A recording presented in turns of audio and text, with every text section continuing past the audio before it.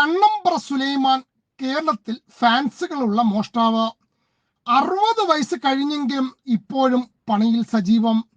തൃശൂർ, പാലക്കാട്, കോഴിക്കോട്, വയനാട് ജില്ലകളിലായി 300-ലധികം മോഷണങ്ങളാണ് കണ്ണമ്പ്ര സുലൈമാൻ നടത്തിയിട്ടുള്ളത്.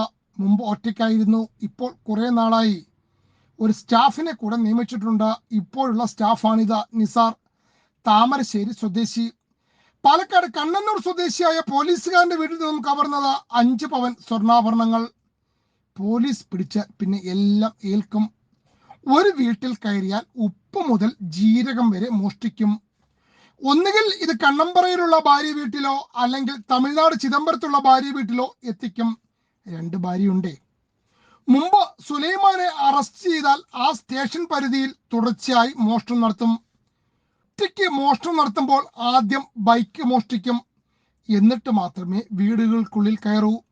ഇതുവരെയും മോഷണത്തിനിടയിൽ കണ്ണമ്പ്ര സുലൈമാനെ ആരും പിടികൂടിയിട്ടില്ല.